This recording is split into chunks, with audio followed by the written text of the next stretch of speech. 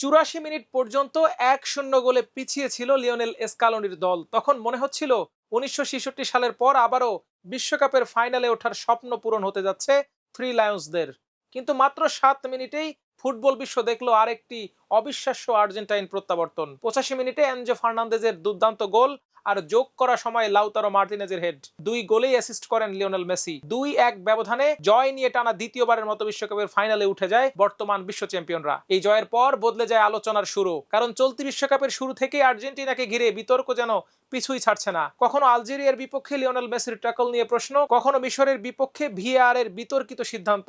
Football বিশ্লেষক, সাবেক referee, কিংবদন্তি ফুটবলার থেকে শুরু করে আন্তর্জাতিক গণমাধ্যম পর্যন্ত অনেকেই প্রশ্ন তুলেছিলেন, বিশ্ব চ্যাম্পিয়নরা কি বাড়তি সুবিধা পাচ্ছে? বিশেষ করে মিশরের বিপক্ষে শেষ ১৬ সেই নাটকীয় ম্যাচ বিশ্বজুড়ে তুমুল সমালোচনার জন্ম দেয়। বাতিল হওয়া একটি গোল, পেনাল্টির দাবি আর ভিআর এর সিদ্ধান্ত নিয়ে ক্ষোভ প্রকাশ করেছিলেন মিশরের কোচ এবং খেলোয়াড়রা। বিশ্বের বিভিন্ন গণমাধ্যমে সেই বিতর্ক জায়গা করে নেয়। এমনকি সাবেক প্রিমিয়ার লিগ রেফারি গ্রাহাম স্কটও মন্তব্য করেছিলেন মিশরের বাতিল হওয়া গোলটি বৈধ হওয়ার যথেষ্ট যুক্তি ছিল। ফলে প্রশ্ন উঠেছিল, আর্জেন্টিনা কি সত্যি নিজেদের ফুটবলের জোরে এগোচ্ছে, নাকি বিতর্কিত সিদ্ধান্তগুলো তাদের পথ সহজ করে দিচ্ছে? ইংল্যান্ডের বিপক্ষে সেমিফাইনাল যেন সেই প্রশ্নেরই উত্তর হয়ে এসেছে। এই ম্যাচে ছিল না কোনো ভিআর বিতর্ক, ছিল না রেফারির কোনো আলোচিত সিদ্ধান্ত, ছিল শুধু শেষ মুহূর্ত পর্যন্ত লড়ে যাওয়ার মানসিকতা, দুর্দান্ত প্রত্যাবর্তন এবং চ্যাম্পিয়ন সুলভ ফুটবল। এই জয়ের পর বদলে গেছে আলোচনার কেন্দ্রবিন্দু। ভিআর বা রেফারিং নয়, এখন পুরো ফুটবল বিশ্ব কথা বলছে আর্জেন্টিনার অদম্য মানসিকতা,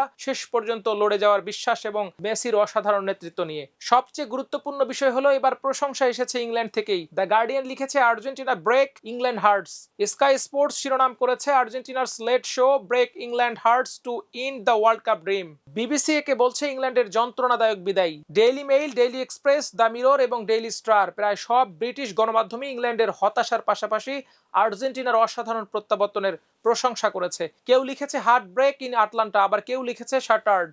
অর্থাৎ যে আর্জেন্টিনাকে কয়েকদিন আগেও বিতর্কের কেন্দ্রবিন্দুতে রাখা হচ্ছিল, সেই দলই এবার মাঠের পারফরমেন্স দিয়ে সমালোচনার বড় একটি অংশের জবাব দিয়েছে। এখন আর আলোচনা শুধু ভিআর কিংবা রেফারিং নয়, আলোচনা হচ্ছে এমন একটি দলকে নিয়ে যারা টানা ৩টি নকআউট ম্যাচই অবিশ্বাস্য প্রত্যাবর্তন করেছে, যারা শেষ বাঁশি বাজার আগ পর্যন্ত বিশ্বাস হারায় না, যাদের সামনে আছেন লিওনেল মেসির মতো একজন ক্যাপ্টেন যিনি ৩৯ বছর ছুঁয়েও ম্যাচের ভাগ্য বদলে দেওয়ার ক্ষমতা রাখেন। তাই এখন ফুটবল বিশ্বের সবচেয়ে বড় প্রশ্ন একটাই, বিতর্ক পেছনে ফেলে দুর্দান্ত ফুটবল আর অবিশ্বাস্য প্রত্যাবর্তনের গল্প লিখতে থাকা এই অদম্য আর্জেন্টিনাকে থামাবে কে? নাকি মেসির হাত ধরেই আবারও বিশ্বকাপের ট্রফি উঠবে আলবিসেলেস্তাদের হাতে? সে পর্যন্ত অপেক্ষা করুন, চোখ রাখুন আমার দেশে স্পোর্টসে। আল্লাহ হাফেজ।